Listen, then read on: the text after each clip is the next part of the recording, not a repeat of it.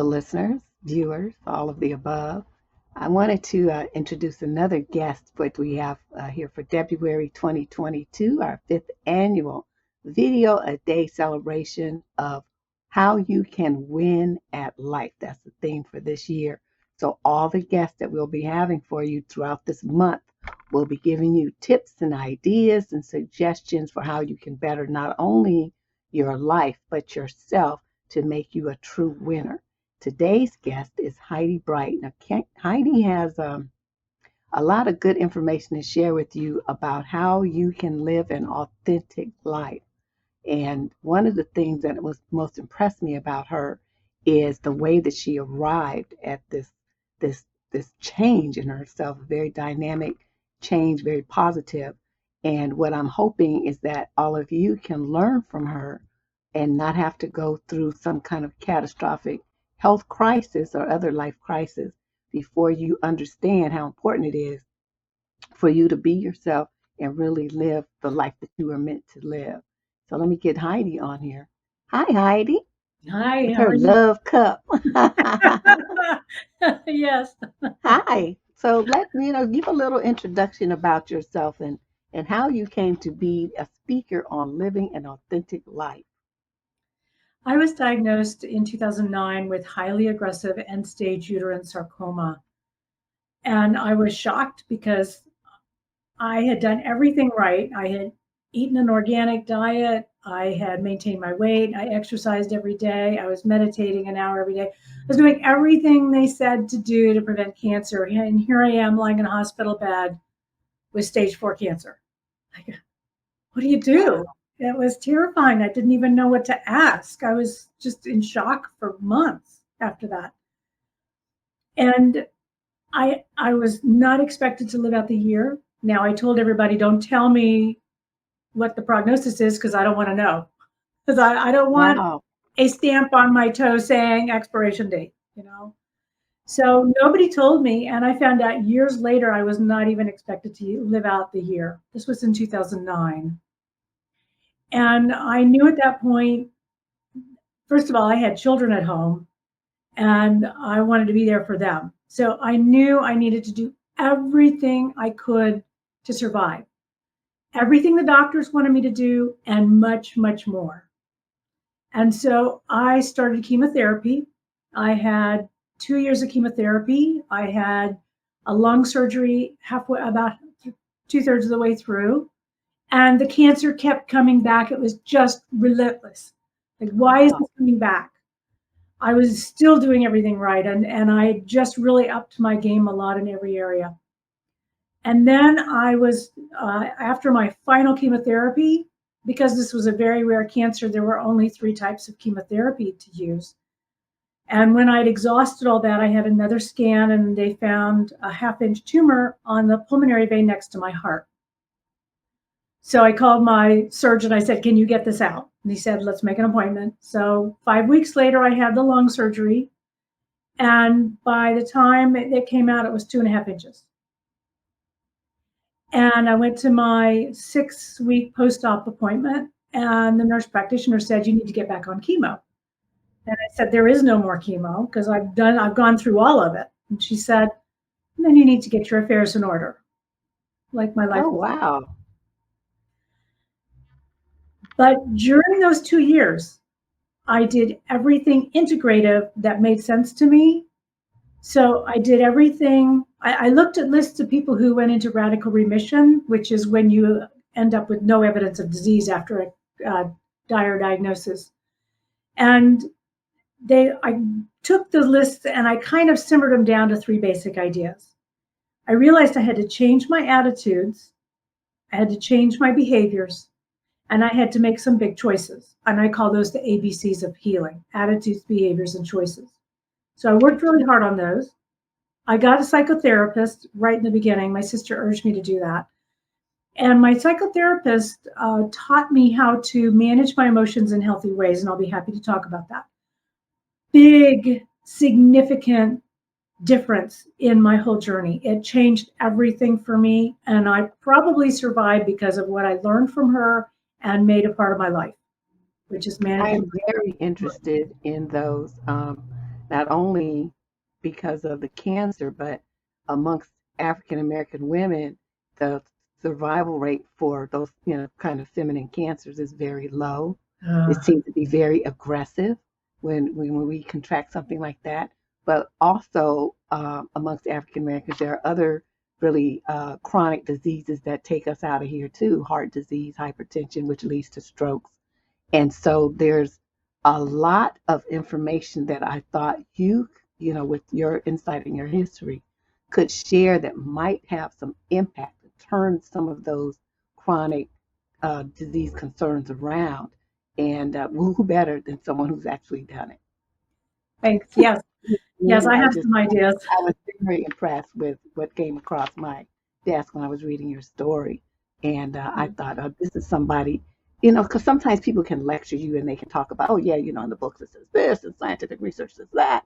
But someone who has actually lived it, done it, and been successful at it, to me, is the number one expert on this planet. So let's share some of those, what you were talking about, your ABCs. Okay. So, um, changing the attitudes, when I learned how to manage my emotions in healthy ways, I was able to quickly and easily change my attitudes. Of course, it was a process learning how to do this process. So when I was diagnosed, my therapist said I was dripping with resentment. And I also was a very good victim. So she worked on those with me. She said the victim mentality comes from feeling hurt, but not processing that emotion in the body. So if I'm feeling hurt, I go, ugh, and I don't want to feel it because it's uncomfortable. So I flip into something else. I become a victim. I become a martyr. I stay in my head and think about what I don't like. I get angry and resentful. But what needs to happen is the thinking needs to be cut off. When we go into these emotional states, we have a fight, flight, or freeze response. It used to be we got chased by bears, right? There's no bears Saber-tooth chasing. tigers and whatnot.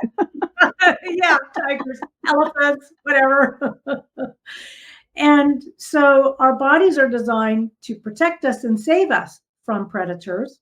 So we get a fight, flight, or freeze response. We cannot control this. The brain dumps chemicals into the bloodstream so that we can do the fight, flight, or freeze.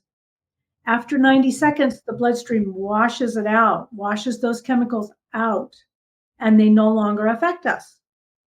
It's a survival mechanism. What happens in our culture is we get stuck in thinking about what it is that triggered that emotional response. So if I'm angry about something somebody did, if I've had a boundary violation and I think about it and I think about it and I think about it, I become hostile, resentful, and blaming.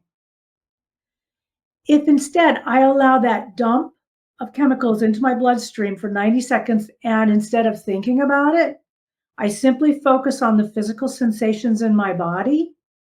Oh, I feel heat and pressure in my head. Oh, my fists want to form. My arms are really tight. And just focus on the sensations. Then after 90 seconds, that passes. And then I don't have to be angry anymore. I Interesting. have to change my thinking about what happened. I have to refocus on something, like I can choose to focus on gratitude about something else to get myself out of that chemical dump that happens again and again and again when I'm thinking about what's making me angry. So if instead of thinking I'm in my body and I experience the sensation of anger and it passes out within 90 seconds, the body doesn't hold on to it. And I don't have to hold on to it. If I hold on to it for a long period of time, like I did with my resentments and my hurt over a period of years, that can manifest as disease. And that's what I did. I Didn't see. matter what I was eating or exercising or meditating about. The problem was what was eating me. I had to let go of the stress and pay attention to the physical sensations of the emotions in my body so they could lift and not get stuck in my tissues and Now, if a cause woman disease. recognizes that this is an experience that she's having over and over, that is connected with a specific situation, a specific individual, is it best to extricate oneself from that situation? For me, it was, and for other people, it is. Like there was one woman whose mother was a toxic situation for her, and she had stage 4 breast cancer. And I suggested to her, because I do cancer survival coaching, I suggested that she push that relationship out of her life so that she wasn't affected by it anymore. Mm-hmm. And she did that for 6 months. And during that 6 months, the cancer was stable. Interesting. And then she opened the door back up on that relationship. And 9 months later, she died from the cancer. There's another woman who had breast cancer on one side. It was stage 2. And she ended up getting a divorce. And that was a really good thing. So the cancer stopped for a few years, and then it came back on the other side. It wasn't the same. It was the same type of cancer, but it wasn't the same cancer that had manifested on this side. So she read my book, Thriver Suit, very carefully. It was her second time through it. So she read it very carefully. What do I need to change in my life so that I can be done with this and set it aside and not be bothered? And she came to realize that she was still living in the house with all those painful memories of what her husband had been doing to her. So she sold her house and moved into a condo that she loves, and now she's stable. So we really have to take a look at these stressful situations in our lives and do what we can to eliminate them. And I know it's very difficult because I've been through it, and I changed everything in my life. And if I had not done that, I would be dead. So where do you think you got the courage from to do that? It seems like a lot of women are afraid. Fear is what keeps them stuck. Yes. Fear is another emotion. It's a chemical dump into the body for the fight, flight, freeze response.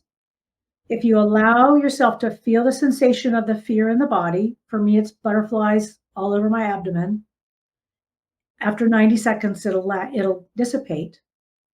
And if I don't think anything anymore about what I'm afraid of, if I refocus my attention on something else, like something I'm grateful for, then I don't have that constant chemical dump. When this becomes a behavior, this emotional practice, when it's a behavior, then we're able to much more easily make these major life choices and face our fears. Okay, that sounds good. We're not trapped in the victim martyr mentality and the doubt and the worry that comes with just allowing the fear to keep going on and on and on in the head. You have to stop. Well, tell me point B. The B in the A, B, and C. The B is the behavior. So in this case, the behavior is making a practice of allowing the feelings to be what they are and processing them in a healthy way. That's the behavior change. Okay. And that can lead to other behavior changes, like you might want to change your diet. You might want to change your spiritual practice. You might want to do something like that. You might change your behavior toward the person in your life who's toxic. And that can lead to a major life choice, to end a relationship or to leave a job or to move out of the place where you're living. Something major that's causing stress, it has to be eliminated, or the stress on the body is going to create the disease, or it's going to perpetuate it. I'm not saying every time. I'm not saying that this is a cure-all for everything, but it can have a huge impact on somebody's ability to heal themselves. And then the body has more opportunity to heal itself. When we feel like that would also apply. We have so many women are on, excuse my tongue tiedness, on antidepressants and struggling with anxiety. And just listening to what you're saying, it sounds like this kind of mental and emotional control would definitely help with that as well. Yes, I think it would. Yeah. Now, if you're really depressed, the next best thing to do is to become really angry. It doesn't seem like that's a good thing to do, but depression is a low energy state, and anger involves more energy. You have more energy, and then you can make changes. If your boundaries are being violated, you can become angry about it, allow yourself to process the emotions in a healthy way, and then make decisions to make different choices to improve your life. I agree. Oh, Good job, Heidi. Okay, and what's the hard, final, the hard C? won lesson.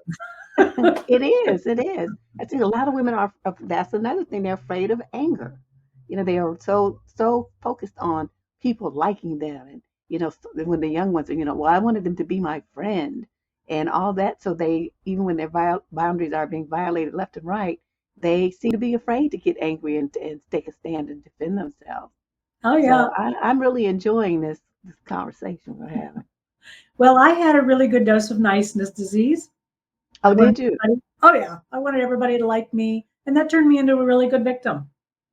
I wasn't feeling the hurt of what was happening when other people were violating my boundaries.